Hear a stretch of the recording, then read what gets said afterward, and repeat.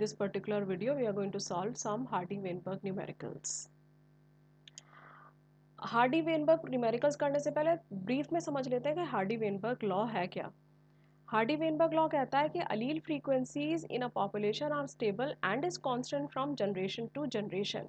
इसका मतलब है कि एक पर्टिकुलर पॉपुलेशन के अंदर जो अलील की फ्रीक्वेंसीज है, अलील आपको पता है डोमिनेंट अलील, रिसेसिव अलील्स जो होती हैं, उनकी जो फ्रीक्वेंसी एक पॉपुलेशन के अंदर है वो कांस्टेंट रहती है जनरेशन आफ्टर जनरेशन, बशर्ते उस पर्टिकुलर पॉपुलेशन के अंदर कोई एवोल्यूशन ना हो रहा हो। तो फ्रीक्वेंसी जो है, इनकी फ्रीक्वेंसी वो सेम रहती है, कांस्टेंट रहती है। फ्रीक्वेंसी का मतलब समझते हैं पहले, अलील क्या होती है और फ्रीक्वेंसी क्या होती है। एक पर्टिकुलर, लेट्स से ये एक सेल है, सेल के अंदर न्यूक्लियस, न्यूक्लियस के अंदर क्रोमोसोम पेयर में प्रेजेंट है। लेट्स से ये पेयर नंबर हमारी अपनी ही बॉडी का अगर हम एग्जांपल लें अपनी ही सेल का, तो हमारी लेट्स से ये क्रोमोसोम नंबर 5 है। क्रोमोसोम नंबर 5 पे एक पर्टिकुलर लोकस पे जीन प्रेजेंट होगा। उस जीन की दो फॉर्म्स होती हैं, एक मदर से आता है क्रोमोसोम, एक फादर से आता है। दो फॉर्म्स होती हैं जीन की, और उन दोनों फॉर्म्स को हम कहते हैं एलील्स। फॉर एग्जांपल ये इस लोकस पे प्रेजेंट है आई कलर के लिए रिस्पॉन्सिबल जीन, ये ब्लैक आई कलर के लिए रिस्पॉन्सिबल है, और ये वाला जो सेम लोकस पे जो दूसरा एलील प्रेजेंट है ये let's say green I colour के लिए रिस्पॉन्सिबल है। तो फॉर एग्जांपल ये डोमिनेंट अलील है, ये रिसेसिव अलील है। तो ये अलील बेसिकली है क्या, इस आई कलर के लिए रिस्पॉन्सिबल दो फॉर्म्स हैं। आई अलील की ही, अलील जो है वो जीन की ही दो फॉर्म्स होती हैं। अब फ्रीक्वेंसी वर्ड का मतलब क्या होता है कि किसी भी एक पर्टिकुलर नंबर में, पॉपुलेशन में एक पर्टिकुलर चीज़ कितनी बार अकर हो रही है, that is called as frequency. Let's say एक क्लास के अंदर अगर 100 स्टूडेंट्स हैं, 100 में से 56 अगर गर्ल्स हैं, तो गर्ल्स की फ्रीक्वेंसी क्या होगी, 56/100 is equal to 0.56। This is called as frequency. तो अलील्स की जो फ्रीक्वेंसी होती है, ये हार्डी वेनबर्ग ने कहा था कि अलील की जो फ्रीक्वेंसी होती है वो जनरेशन आफ्टर जनरेशन सेम रहती है एक पॉपुलेशन में, अगर वो पॉपुलेशन के इक्विलिब्रियम में है और उसमें कोई एवोल्यूशन नहीं हो रहा है। लेकिन अगर उस पॉपुलेशन के अंदर ये पांचों चीज़ें अगर हो रही हैं तो वो हार्डी वेनबर्ग इक्विलिब्रियम को अफेक्ट करती है। क्या क्या, अगर जीन फ्लो हो रहा है, जीन माइग्रेशन हो रहा है, या एक्सीडेंटली कोई चेंज आ गया है पॉपुलेशन के अंदर, उसके जीनोटाइप में जेनेटिक ड्रिफ्ट हो रहा है, या म्यूटेशन हो रही है, या जेनेटिक रिकॉम्बिनेशन, या नेचुरल सिलेक्शन, अगर ये पांचों चीज़ें हो गई तो जीन फ्रीक्वेंसी, जो अलील फ्रीक्वेंसी की जिसको हम बात कर रहे थे कि वो कांस्टेंट रहती है, वो अब कांस्टेंट नहीं रहेगी अगर ये पांचों कंडीशंस हो गई। ठीक है। दूसरा है कि लार्ज पॉपुलेशन होनी चाहिए, तभी हार्डी वेनबर्ग लॉ एप्लीकेबल है, और मेटिंग जो है वो रैंडम होनी चाहिए। मेटिंग का मतलब रिप्रोडक्शन, रैंडम मीन्स कि randomly any mail can reproduce with any female. तो एक लार्ज पॉपुलेशन के अंदर अगर कोई एवोल्यूशन नहीं हो रहा है तो वहाँ पर एलील की फ्रीक्वेंसीज जो हैं वो कांस्टेंट रहती हैं। अलील्स, लेट्स से अलील को हम रिप्रेजेंट करते हैं, डोमिनेंट अलील को पी से रिप्रेजेंट करते हैं और रिसेसिव अलील को क्यू से रिप्रेजेंट करते हैं, तो इनकी फ्रीक्वेंसी जो है वो कांस्टेंट रहती है। तो इस चीज़ को हार्डी वेनबर्ग दोनों मैथमेटिशियन थे, उन्होंने इस चीज़ को किससे कैसे डिनोट किया, P प्लस Q ये कांस्टेंट है इज इक्वल टू 1। एक फार्मूला तो ये है।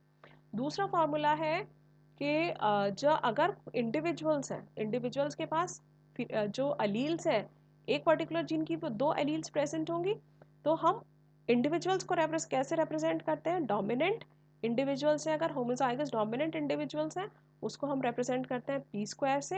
हीट्रोजाइगस इंडिविजुअल्स हैं तो उसको हम 2pq से, और होमोजाइगस रिसेसिव इंडिविजुअल्स को क्यू स्क्वायर से डिनोट करते हैं। तो वही है p प्लस क्यू का अगर हम स्क्वायर कैलकुलेट करें तो p आएगा p square plus Q square plus 2pq। इसके अंदर ये तो है डोमिनेंट इंडिविजुअल्स, ये है रिसेसिव इंडिविजुअल्स, और 2pq है heterozygous individuals. So this is also equal to 1, p square plus q square plus 2pq is equal to 1। तो ये हमारे पास दो इक्वेशंस आ गई हैं, और इसी से हम आगे न्यूमेरिकल सॉल्व करेंगे। अब इसमें एक चीज़ याद रखने की है कि ये जो p और q है, p रिप्रेजेंट करता है डोमिनेंट एलील को और q रिप्रेजेंट करता है रिसेसिव एलील को। सो p और q एलील्स को रिप्रेजेंट कर रहे हैं, ये आप याद रखिएगा। लेकिन अगर इंडिविजुअल्स की बात करें, इंडिविजुअल्स को रिप्रेजेंट कर रही हैं ये वाला टर्म्स, पी स्क्वायर, 2pq और q square. P square homozygous dominant को, 2pq रिप्रेजेंट कर रहा है हेटेरोजाइगस इंडिविजुअल को, और q स्क्वायर रिप्रेजेंट कर रहा है होमोजाइगस डोमिनेंट रिसेसिव इंडिविजुअल्स का। ठीक है, तो सबसे पहला जो हम एग्जाम्पल लेते हैं वो सीबीएसई का जो सैम्पल पेपर रिलीज हुआ है उसी में से लेते हैं। Assuming that within a population of beetles where Hardy Weinberg conditions are met, the colour black B is dominant over the colour red small B. ठीक है, अब इन्होंने क्वेश्चन में बता दिया capital B is dominant over small b which is red, this is responsible for red color, this is responsible for capital B is responsible for black color। अब इसमें ये कह रहे हैं कि 40% of the beetles are red. 40% of the beetles are red का मतलब क्या हो गया कि रेड इंडिविजुअल्स जो हैं वो कितने हैं, 40% है। अब इस इंफॉर्मेशन को यूज करके they are asking you what is the frequency of the red beetles. तो रेड बीटल्स की फ्रीक्वेंसी कितनी हो गई, it is 40% is equal to 40 upon 100 is equal to 0.4। तो रेड बीटल्स की फ्रीक्वेंसी, रेड बीटल्स की बात हो रही है तो इसका मतलब इंडिविजुअल की बात हो रही है, तो इंडिविजुअल को हम रिप्रेजेंट करते हैं क्यू स्क्वायर से, तो ये आया हमारा क्यू स्क्वायर कैलकुलेट होके, Q square is equal to 0.4। और क्यू स्क्वायर से हम क्यू कैलकुलेट करेंगे, 0.4 इज इक्वल टू 0.632, तो क्यू हमारा कैलकुलेट होकर आ गया 0.632। ये है हमारी frequency of the red beetles. Next part देखते हैं इसी क्वेश्चन का, calculate the percentage of the beetles in the population that are heterozygous. अब वो परसेंटेज, अब की बार वो फ्रीक्वेंसी नहीं पूछ रहे हैं, परसेंटेज पूछ रहे हैं किसकी, हेटेरोजाइगस इंडिविजुअल्स की। अब हेटेरोजाइगस इंडिविजुअल्स की फ्रीक्वेंसी को कैलकुलेट करने के लिए क्या हम यूज़ करते थे, कैपिटल ए स्मॉल के लिए याद कीजिए हमने 2pq यूज़ किया था, तो 2pq कैलकुलेट करेंगे हम, 2pq is equal to 2 into P into Q, Q आया था हमारा कैलकुलेट होके 0.632। ठीक है, p हम कैलकुलेट कर लेंगे, हमें पता है p plus Q is equal to 1, यहाँ से p आ जाएगा, p is equal to 1 minus Q is equal to 1 minus 0.632 which is equal to 0.37। ठीक है, तो हमारा p भी आ गया, q भी आ गया, अब हम 2pq कैलकुलेट कर लेंगे which it is equal to 2 into 0.37 into 0.632। Okay, और ये हमारा कैलकुलेट होके आएगा 0.47, तो 2pq आ गया हमारा हेटेरोजाइगस इंडिविजुअल्स है 0.47, या इसको हम परसेंटेज में कैसे लिख सकते हैं, 47%। So calculate the percentage of the beetles in the population that are heterozygous, answer is 47%। Next question देखते हैं, what is the frequency of homozygous dominant individual, इसका मतलब पी स्क्वायर पूछ रहे हैं, पी हमारा कैलकुलेट करके क्या आया था, वो आया था 0.37, तो 0.37 से हम पी स्क्वायर कैलकुलेट कर लेंगे और ये कैलकुलेट होके आएगा हमारा 0.14। सो फ्रीक्वेंसी पूछी है तो p is equal two point P square, individuals की फ्रीक्वेंसी पूछी है, इंडिविजुअल्स की फ्रीक्वेंसी कैलकुलेट होके आ गई 0.14। नेक्स्ट क्वेश्चन देखते हैं, assuming that the Hardy-Weinberg conditions are met in the beetle population consisting of 1500 beetles, how many beetles would you expect to be black and red in color respectively?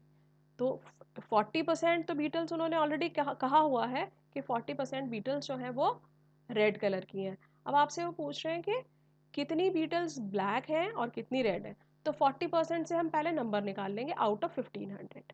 ठीक है, 40% कौन सी beetle का number निकाल रहे हैं, सबसे पहले हम रेड बीटल्स का नंबर निकाल रहे हैं, तो रेड बीटल्स कितनी हो गई, 40%, टोटल पॉपुलेशन की 40% है, तो 40% टोटल पॉपुलेशन अब की बार उन्होंने दी हुई है 1500, तो ये कैलकुलेट होके आ गया 40 अपॉन 100 इंटू 1500, ये आ गया 600, तो 600 कितनी हो गई, रेड बीटल्स। अच्छा, अब ब्लैक बीटल्स पूछ रहे हैं, तो टोटल बीटल्स में से 1500 में से माइनस कर लेंगे 600 को, आया 900, तो 900 बीटल्स कैसी हो गई, they are black in colour. Next question देखते हैं, नेक्स्ट क्वेश्चन है, recessive trait is present in 16% of the sampled population, recessive trait इतनी परसेंट पॉपुलेशन में प्रेजेंट है, that means Q square is given to us, so Q square is equal to 16% is equal to 0.16। Find out the frequency of heterozygous and homozygous dominant individuals. heterozygous इसका मतलब 2pq पूछ रहे हैं, and they are asking you p square और 2pq आपसे पूछा गया है। तो इसलिए सबसे पहले तो हम यहाँ से q कैलकुलेट करेंगे। ये तो q स्क्वायर आया 0.16, यहाँ से q कैलकुलेट करेंगे तो आएगा 0.4। अब p कैलकुलेट करेंगे, हमें पता है p plus Q is equal to 1, so p is equal to 1 minus 0.4, so p is equal to 0.6। तो हमारे पास p आ गया, हमारे पास q आ गया। अब हम ये कैलकुलेट कर सकते हैं। तो heterozygous इंडिविजुअल्स हैं, heterozygous इंडिविजुअल के लिए 2 इंटू 0.4 इंटू 0.6, 6 4 ज़ा 24, 2 ज़ा 48, तो ये आ गया 0.48।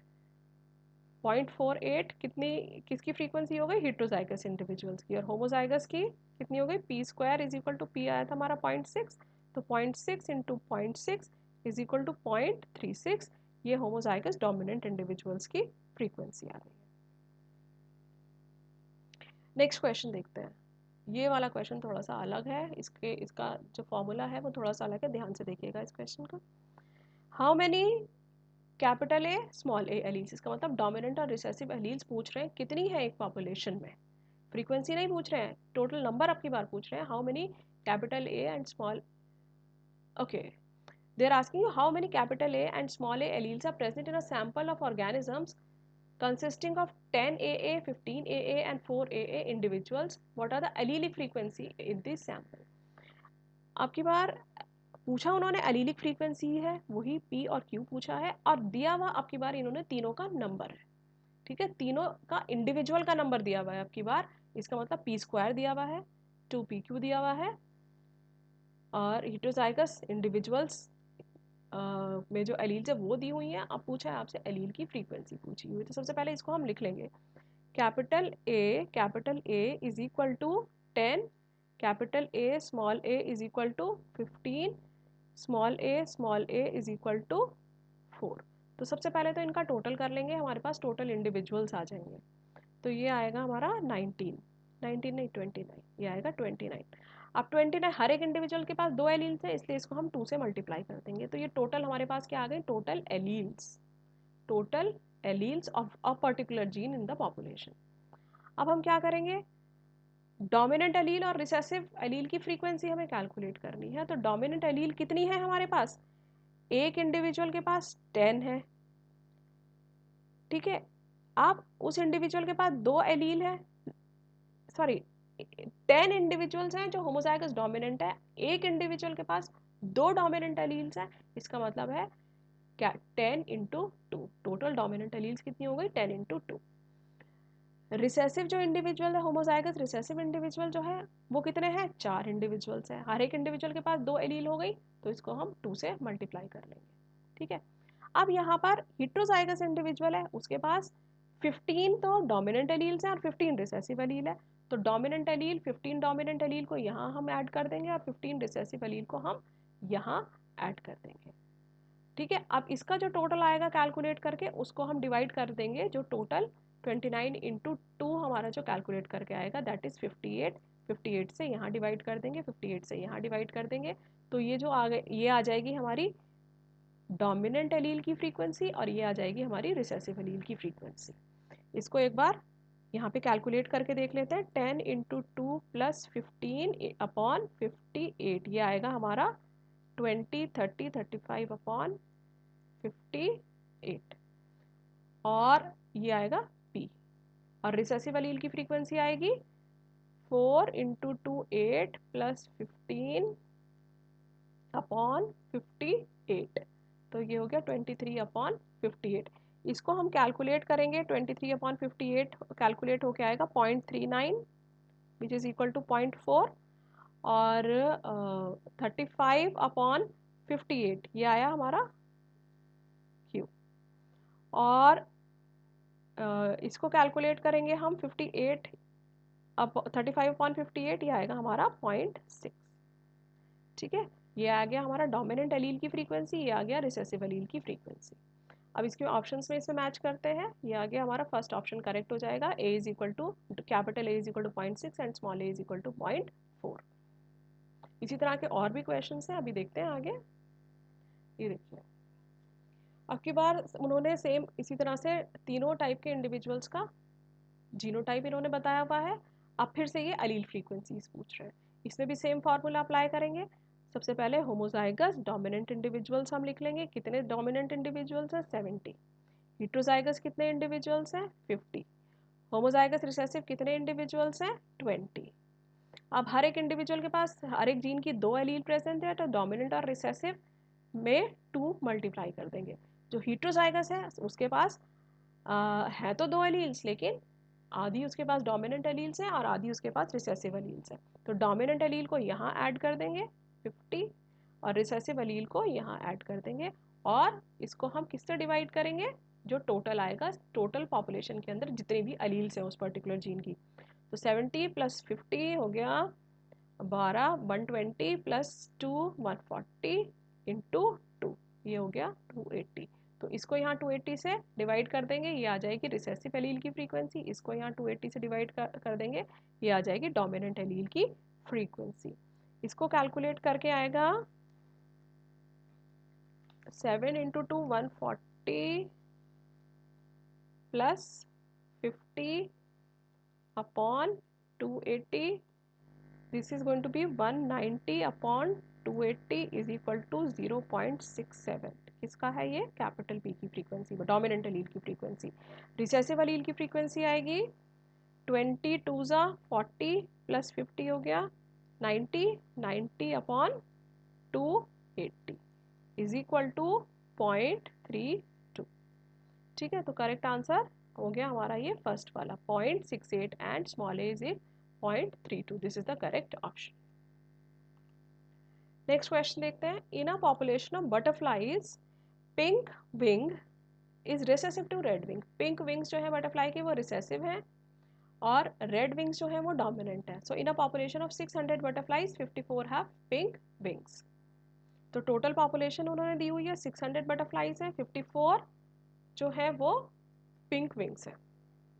तो टोटल हमें क्या कैलकुलेट करना है? How many alleles are in the gene pool. सबसे पहले जीन पूल का मतलब समझते हैं कि एक पॉपुलेशन के अंदर जितने भी एलील्स प्रेजेंट हैं, जितने टोटल जीन्स हैं, उनकी जितनी भी एलील्स हैं, सबके टोटल को हम कहते हैं जीन पूल।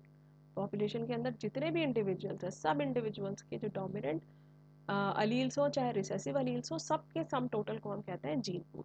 तो ये हमसे पूछ रहे हैं कि how many alleles are there in the gene pool. तो टोटल 600 बटरफ्लाईज हैं, हर एक बटरफ्लाई के पास एक जीन की 2 एलील प्रेजेंट है, तो 600 × 2 it is going to be 1200। तो जीन पूल में कितनी एलील्स हो गई? 1200। नेक्स्ट सेम क्वेश्चन है, सेम क्वेश्चन का बी पार्ट है। What is the frequency of the recessive allele. तो सबसे पहले रिसेसिव इंडिविजुअल की फ्रीक्वेंसी हम निकालेंगे, रिसेसिव इंडिविजुअल से रिसेसिव एलील की फ्रीक्वेंसी निकालेंगे। तो रिसेसिव इंडिविजुअल 54 है आउट ऑफ 600, तो इसको कैलकुलेट कर लेंगे। इसको कैलकुलेट करके जो आएगा उसका हम, ये तो आ गया हमारे पास रिसेसिव इंडिविजुअल की फ्रीक्वेंसी। अब रिसेसिव एलील की फ्रीक्वेंसी आएगी √54 अपॉन 600, और इसको कैलकुलेट करके करेंगे तो ये कैलकुलेट होके आएगा square root of 0.09 which is equal to 0.3। तो क्यों हमारा कैलकुलेट होके आ गया 0.3। ये एलील रिसेसिव एलील की फ्रीक्वेंसी है। Now what is the frequency of the dominant allele. Recessive allele की फ्रीक्वेंसी हमारे पास पता है Q इज इक्वल टू 0.3, तो फॉर्मूला हमें पता है P + Q is equal to 1।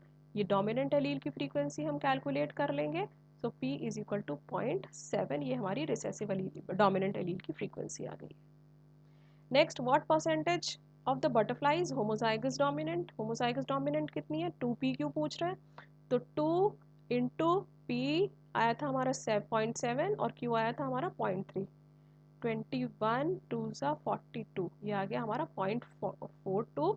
Percentage पूछी है तो 42%। तो 42% of the butterfly population is, एक सेकेंड, हाँ सॉरी हिट्रोजाइगस नहीं पूछा, यहाँ पे इन्होंने होमोजाइगस डोमिनेंट पूछा है। अगर हिट्रोजाइगस पूछते तो ये करेक्ट था। होमोजाइगस डोमिनेंट पूछा है तो होमोजाइगस डोमिनेंट के लिए हमारा फॉर्मूला क्या था, पी स्क्वायर हमें पता है, पी इंटू पी आया था हमारा, कैलकुलेट हो गया 0.7, तो 0.7 into 0.7 is equal to 0.49 is equal to 49%। ये हमारे होमोजाइगस डोमिनेंट इंडिविजुअल्स हैं। Next heterozygous 2pq is equal to 2 into 0.7 into 0.3 21 42, तो हमारे heterozygous इंडिविजुअल कितने हो गए हमारे 42%। नेक्स्ट क्वेश्चन देखते हैं, वही वाला टाइप का क्वेश्चन आ गया जो हमने पहले सॉल्व किया था। In a sample from a population there were 65 individuals with capital B genotype. So capital B is equal to 65, 30 individuals हैं जो heterozygous हैं और 15 इंडिविजुअल्स हैं जो homozygous recessive हैं। और ये आपसे पूछ रहे हैं frequency of small B allele, that means ये आपसे पूछ रहे हैं कि क्यू कैलकुलेट करो, what is Q they are asking you. तो गिवन हमारा ये है, सबसे पहले हम इसका टोटल कर लेते हैं। टोटल इसका कैलकुलेट होके आया 110, इसको हम 2 से मल्टीप्लाई करेंगे तो ये आ जाएगा 220। अब इसको हम क्या करेंगे, 2 से मल्टीप्लाई करेंगे क्योंकि हर एक इंडिविजुअल, यहाँ पे इंडिविजुअल्स बताए गए हैं, हर एक इंडिविजुअल के पास 2 एलील है, इसके पास 2 डोमिनेंट एलील है, इसको 2 से हमने मल्टीप्लाई किया, प्लस 30 कर देंगे क्योंकि हेट्रोजाइगस वाले इंडिविजुअल के पास 30 एलील्स तो डोमिनेंट वाली है और 30 एलील्स रिसेसिव वाली है, तो 30 यहाँ भी ऐड होगा और यहाँ भी ऐड होगा और ये भी 2 से मल्टीप्लाई होगा।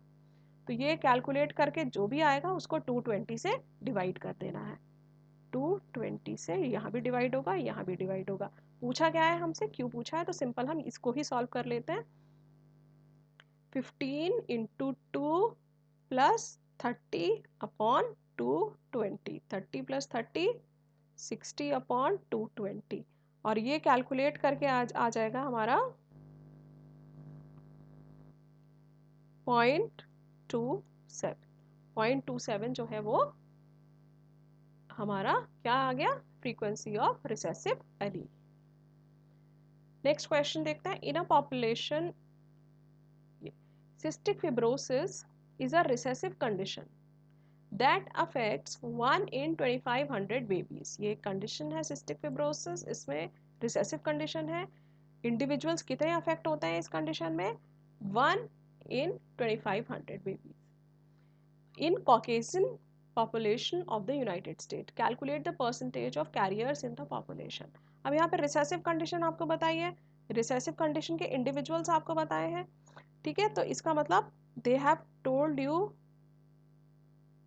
carriers they are asking you to calculate, और 2 that means 2pq they are asking you to calculate, और दिया हुआ आपको क्या है q स्क्वायर, तो q square is equal to 1 upon कितने, 1 में 1 है कितने में से, 2500 में से 2500 करेंगे तो ये कैलकुलेट होके आ जाएगा 0.0004, ठीक है। क्या आया ये क्यू स्क्वायर से हम क्यू कैलकुलेट करेंगे, Q is equal to square root of 0.0004, so Q is equal to 0.02।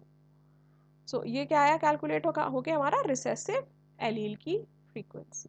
Now they asking you calculate the percentage of carriers पूछा है इन्होंने, तो कैरियर पूछा है इसका मतलब 2pq, तो 2pq के लिए हमें p भी कैलकुलेट करना पड़ेगा। p कैसे कैलकुलेट करेंगे, इस फार्मूला से p plus Q is equal to 1, p is equal to 1 minus Q, p is equal to 1 minus 0.02, p is equal to 0.98, ठीक है।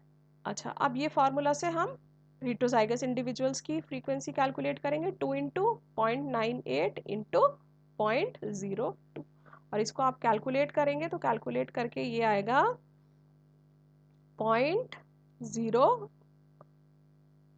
4.04 इंटू 0.98, ये कैलकुलेट करके आएगा 0.3 का मतलब है 3%। सो इंडिविजुअल्स, हेट्रोजाइगस इंडिविजुअल्स या कैरियर इंडिविजुअल्स कितने हैं, 3%। Next, if 9% of the African population is born with a similar form of sickle cell anemia, ये homozygous recessive condition में sickle cell anemia होता है, so they have given you q square, कितना है 9% of the population में है। What percentage of the population would be more resistant to malaria? They are hetero because they are heterozygous. जो heterozygous individuals हैं उनको malaria नहीं होता है। सिकल सेल एनीमिया जब पढ़ाया था तब बताया था आपको, sickle cell anaemia heterozygous population को नहीं होता है। So what percentage of, sorry, जिनको सिकल सेल एनीमिया होता है उनको मलेरिया नहीं होता है, मतलब हीट्रोजाइगस जो इंडिविजुअल्स होते हैं, कैरियर्स जो होते हैं basically, they are prone to malaria. तो हीट्रोजाइगस इंडिविजुअल को रिप्रेजेंट करते हैं कैपिटल एस स्मॉल एस से। तो ये आप पूछ रहे हैं कि हीट्रोजाइगस कितने हैं। आपको यहाँ पर होमोजाइगस रिसेसिव बताए गए हैं, यहाँ से क्यू स्क्वायर से हम कैलकुलेट कर लेंगे। सबसे पहले Q square is equal to 0.09, ठीक है, दैट मीन्स 9/100, 9/100 कैलकुलेट करके आया 0.09, क्यू इज इक्वल टू 0.3। अब यहाँ से p कैलकुलेट कर लेंगे, 1 minus Q is equal to 1 minus 0.3 is equal to 0.7, p हमारा आ गया 0.7। और 2pq हम कैलकुलेट कर लेंगे, 2pq is equal to 2 into 0.3 into 0.7 is equal to 0.42, 21 2 42, 0.42, that means 42%। तो 42% जो पॉपुलेशन होगी वो हीट्रोजाइगस होगी, और हीट्रोजाइगस पॉपुलेशन को जो होती है वो रेजिस्टेंट होती है मलेरिया के लिए, क्योंकि उनकी जो आरबीसीज होती हैं वो न्यूट्रिएंट्स प्रोवाइड नहीं कर पाती मलेरियल पैरासाइट को। ठीक है, तो इसका आंसर हो गया 42%। नेक्स्ट क्वेश्चन देखते हैं। You have sampled a population in which you know that the percentage of the homozygous recessive genotype is 36%. इसका मतलब हमें Q square given है, Q square is equal to 36%, Q square is equal to 0.36, Q is equal to 0.6. Now they are asking you to calculate frequency of ये सब कुछ इन्होंने पूछा है। homozygous dominant recessive, होमोजाइगस और हीट्रोजाइगस और Q सब पूछा। तो क्यू हमारा कैलकुलेट होके आ गया 0.6। यहाँ से पी हम कैलकुलेट कर सकते हैं, P is equal to 1 minus 0.6, ये आ जाएगा 0.4। P square capital A is equal to P square is equal to 0.4 into 0.4 is equal to 0.16। Capital A small A heterozygous 2 P Q is equal to 2 into P क्या था हमारा 0.4 और Q क्या था 0.6, 24 2 48, ये आ गया हमारा 0.48। और small A is equal to Q square, ये हमें ऑलरेडी पता है, ये तो ऑलरेडी हमारा कैलकुलेट हुआ है 0.36। ठीक है, तो ये हमारा पी भी आ गया, क्यू आ गया, कैपिटल ए हीट्रोजाइगस की फ्रीक्वेंसी आ गई, होमोजाइगस डोमिनेंट की फ्रीक्वेंसी आ गई, और होमोजाइगस रिसेसिव की फ्रीक्वेंसी कैलकुलेट होके आ गई। ठीक है, अब नेक्स्ट क्वेश्चन देखते हैं। In a population of 1000 individuals 360 belong to, अब ये दूसरे टाइप का क्वेश्चन आ गया कि एक 1000 इंडिविजुअल की पॉपुलेशन है, उसमें कैपिटल ए जीनोटाइप प्रेजेंट है 360 इंडिविजुअल्स का। हीट्रोजाइगस कितने इंडिविजुअल्स हैं 480, और 160 इंडिविजुअल्स हैं जो होमोजाइगस रिसेसिव हैं 160। ठीक है, टोटल कितना हो गया 6 6 12 18 20 2 5 6 7 8 9 10 1000 टोटल। ठीक है, अब ये आपसे पूछ रहे हैं कैपिटल ए की फ्रीक्वेंसी।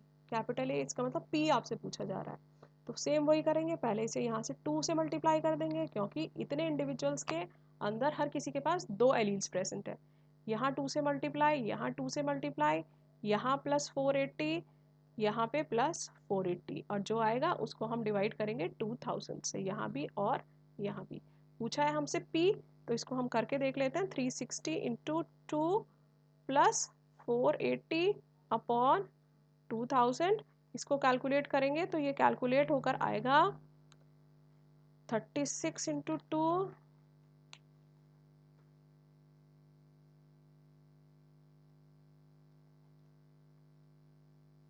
ठीक है, इसको कैलकुलेट करेंगे तो ये आएगा हमारा P इज इक्वल टू 0.6.